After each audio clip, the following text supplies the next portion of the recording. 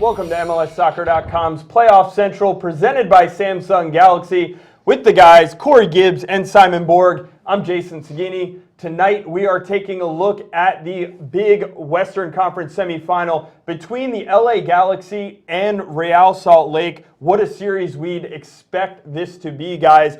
Two teams that have had a playoff history, albeit brief. They've played in some big games. Of course, you can see this game 9 p.m. Eastern Time tonight on ESPN. Talking about the LA Galaxy here, guys. It's been a long day, so let me get that out. Two-time defending MLS Cup champions. We've never seen a three-peat in MLS. DC United, of course, won 3 out of the first 4 titles in the league, but no team has ever done it for 3 straight years. Simon, tonight the LA Galaxy begin their quest for a 3rd straight MLS Cup. And what's fascinating, they begin their quest as favorites. We all know about the parity and how competitive Major League Soccer is. Every season, so many teams come in gunning for MLS Cup, and they've been able to sustain this success while making changes to their squad. So, right now, I think they're the favorites in the West. So it's remarkable what Bruce Arena and his staff have constructed. I mean, Simon, it's hard enough to win one, and they've done it twice, which is something special. To win it a 3rd time, I think it's going to be something very difficult. The main reason because of that is that back line. They have the attack up front. You know, they have Landon Donovan, they have Robbie Keane, which probably is the best pairing in MLS. But when I look at Donovan, he's banged up right now. And then they're throwing in Opare, who, listen, we don't know what we're going to get. He had some good games, but with me, center backs is all about experience and the matchup and the pairing with Omar Gonzalez. And we already know with Omar Gonzalez, he's given away some goals lately that he probably shouldn't have. All right, Corey, very picky with his center backs. The history in this series, I talked about it a little. They have some history in the playoffs. 2009, the LA Galaxy take on Real Salt Lake in Seattle in MLS Cup. And it was this Real Salt Lake winning their first and only ever MLS Cup championship. Then they met again in the Western Conference Final in 2011. The LA Galaxy went on to win their first of back-to-back MLS Cups, where they stand now, Simon.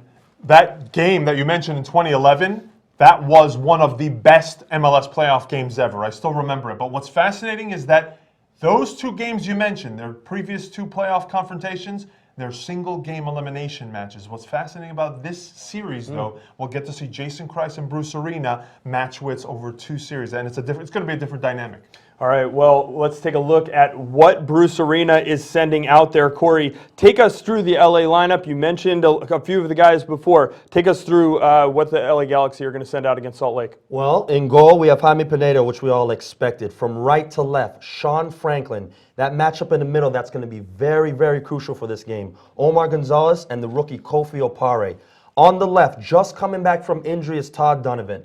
In the middle, Marcelo Sarvis and Janino will be paired up. On the flanks, Jossie Zardes and Robbie Rogers. And up top, my favorite combination in MLS, Robbie Keane and Landon Donovan. Look for something special between these 2. This is a defender saying. Yeah, I think we all, it's his favorite because he's not playing against them anymore. I think we all really expect the best out of Robbie Keane in the playoffs. We talked about it last night, I believe, off camera. Robbie Keane, to us, is all of us, probably the best player in MLS.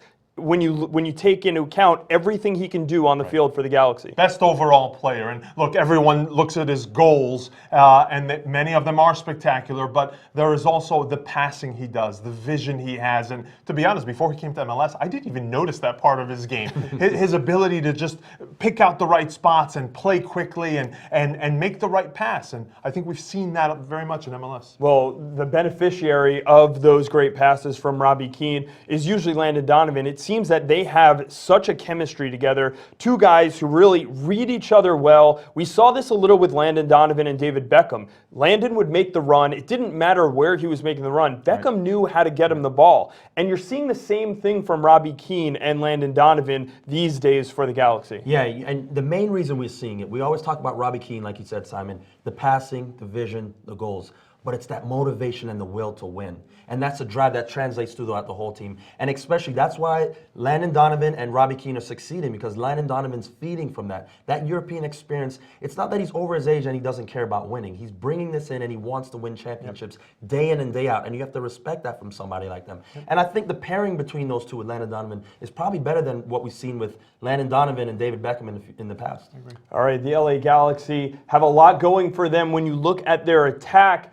But you mentioned it a little, Corey. Kofi Apari starting at center back, a rookie starting in the playoffs, not something that any coach wants to have to do, but Opari has kind of earned this spot as a starter. He has. Listen, at the end of the day, I don't know best. It's almost an experiment coming to happen to see what's happening. But Bruce Arena knows best. He's made crucial and good decisions, and he did it with me. When I was first on the national team scene, he took me when I was a little young pup, and he grew me. And listen, I made the 2006 World Cup roster from it. So, he's a man that's always made great decisions as a head coach. So there must be something in him that I haven't seen yet that Bruce Arena definitely sees. Well, what I've seen in Opari is he doesn't make the big mistake. And I think that there's a lot to be said for that. He's physically, he keeps up with all the forwards. He makes plays, defensive plays. And look, as long as you have Omar Gonzalez next to you, that position next to Omar Gonzalez has been in flux over the last couple of years. You saw Greg Berhalter in the last year of his career. You saw Tommy Meyer come through in last year. So AJ De La Garza. AJ De La Garza has filled in. So that spot, Leonardo, that spot has always been a fill-in position. Sure. I think Kofi Apari is handling it fine. Yeah, and Omar Gonzalez helps make a lot of people look good when you pair up in the back. So Gonzalez, one of the stars of the LA Galaxy, and we talked a lot about their stars. RSL has some star power as well. You look at guys like Javier Morales and Alvaro Saborio, they have succeeded in this league. They have done it all. So the question for me coming into this is, are they on the top of their game right now? It seems that they've kind of struggled a little as of recently, Simon. What are we expecting from them in this series? I think the issue with Real Salt Lake, they've only scored 5 goals in their last 7 games of the season in all competitions, including that Open Cup shutout. The issue has been consistency with their squad. You've seen the forward line constantly change. Saborio Plata, Saborio Findlay, Sandoval has fit in there.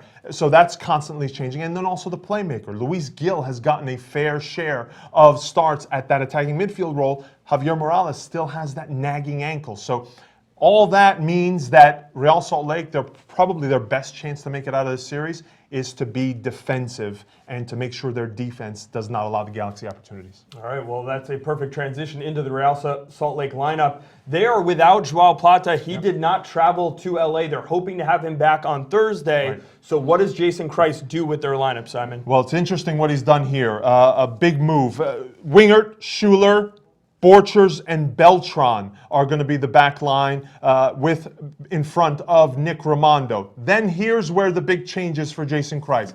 In midfield, we're going to see for the first time your Dani Alvarez and Kyle Beckerman really serve as 2 holding midfielders. Now, your Dani Alvarez is a player who's usually the substitute for Kyle Beckerman. When Kyle Beckerman's not around, he fills in. But in this case, they're going to pair together and be the defensive midfielders. We've seen this other times this season where Beckerman is off maybe to the right, but the indication we have is they will both be holding in this game. And I think what Jason Christ wants to do is he's taking a page out of Caleb Porter's book. Caleb Porter faced the LA Galaxy with the Portland Timbers in October, shut them out, and with his 2 holding midfielders, Will Johnson and Diego Chara, they were able to limit Keenan Donovan to a single goal, and that's what that formation is, a single shot, I should say, and that's what that formation is designed to do tonight. All right, Alvaro Saborio, you can see there up top for the Galaxy.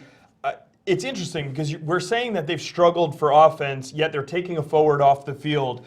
But there is something to be said about Javier Morales now playing in front of 2 holding midfielders, maybe opening up some extra space for him and helping in the attack somehow. Yeah, I mean, listen, it's the best formation for Morales and his confidence right now. It's going to give him that freedom to play and bounce off of the attack without worrying about that defensive responsibility. Those 2 will hold. He'll be able to roam. And then what's important is when he has that ball, Saborio has to be that link for him. Not only Saborio is going to be held with that responsibility, but those wide players. And I think we should see some something special. Very similar to a Clint Dempsey and a Seattle Sounders lineup. Right, and I think what it also helps is I question how fit Javier Morales is right now. You know, even dating back to that October 1st Open Cup final against DC United, he wasn't enough of an inspiration, and Real Salt Lake depend on him. So if that ankle is still bothering him, not forcing him to make runs and defensive recoveries, that will help him be in best shape for the moment that counts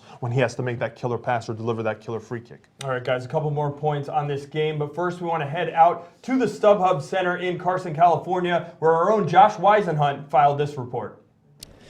Thanks, guys. We are here in LA. The weather is perfect at the StubHub Center, and everyone is gearing up for what should be a fascinating match between two of the top sides in MLS. Since 2009, no two teams have combined for more regular season points than the LA Galaxy and Real Salt Lake. And for LA, the quest for three begins right here tonight against one of the only teams that can match their level of success in recent years. For RSL, it's a matter of risk and how much Jason Kreis is willing to take against Bruce Arena. Last time they were here, LA hit RSL for 4 goals, and Kreis knows that his side can get it done at home. They've already proven that this season, so don't be surprised if they come out and play it safe. These two sides have combined for 12 goals in 3 meetings this season, so don't be surprised if we still see some fireworks tonight. Back to you. All right, of course, we're hoping for those fireworks. Jason Kreis is coming out a little defensive, but it could be a tight game. When you look at this, you're talking about two teams, two coaches, very, very much involved in that tactical battle. So if the game is close, and if it comes down to a set piece potentially on either end of the field, Corey, tell me which team has the advantage on set pieces going into this matchup? I mean, without a doubt, the LA Galaxy. I mean, we can't argue that fact. I mean, listen, Omar Gonzalez is the best defender who goes forward in the attacking position. We look at the game that they played recently against the Seattle Sounders. He had a goal that was called back. It was actually a goal that should have scored. And I think Nate Borchers is going to definitely mark up against him. So there's going to be a big challenge. Not only Nate Borchers, but Nick Raimondo is going to have to be massive and huge in this game. And not only this game, but then in terms of the whole series. But I'm not worried one bit. We're talking about a goalkeeper who has experience. We have national team goalkeeper. He's probably been there since the league has started. That there's not going to be a big concern for that in terms of when Omar Gonzalez is going to be up on set pieces. If you're going into a game where you know you're going to be defensive, you know you're going to get peppered, you'd love to have Nick Raimondo, that style of goalkeeper, because he has with those cat-like reflexes, he can make those those reflex saves, and he's going to get tested tonight. Yeah, I mean, you remember in their last meeting that battle that Omar Gonzalez and Nat Borchers had, Gonzalez getting the goal, getting in the face of Borchers. You'd like to see some of that continue because that's playoff soccer, and we'd love to get this game, this rivalry pumped up for this series here. All right, guys, we're wrapping up, but I do want to get your predictions for what you think is going to happen in this game. The LA Galaxy at home against Real Salt Lake. Corey, what's your prediction? Listen, I think the LA Galaxy have too much firepower, and I think they'll win this game 2-1. I will add a goal for the Galaxy, and I think they get the shutout. 3-0 for the LA Galaxy. Everyone's keying in on Donovan and Keane. I will tell you that I think Jossie Zardes is going to have a hand in some of this attack tonight. We talked a lot about rookies, Simon, and Jossie Zardes is one of those rookies on the in the LA Galaxy starting lineup. It could go either way. You could have a guy who doesn't necessarily live up to the pressure, and we've seen him not finish in front of goal before. You think he is going to be the creator that makes it happen for I them. think a lot of people are just fixated on the fact that, yeah, he's missed a couple chances, but he's also put himself in those great positions to score goals that other forwards would not have been able to. But he has a great touch, a great progression, great speed. That battle he's going to have, whichever side he picks, left or right, he's going to be switching up with Robbie Rogers for sure. But that, to me, is the key matchup to watch out for in this game. All right, I took the LA Galaxy 1-0 winners over Real Salt Lake, which would set up a very exciting rematch on Wednesday night in the second leg. I'm sorry, in Thursday night in the second leg of this series. That wraps it up for MLSsoccer.com's Playoff Central, presented by Samsung Galaxy. We are done until the postgame show. We'll be back after the LA RSL match tonight about 11:05 p.m. Eastern Time. Don't forget to check back then on MLSsoccer.com.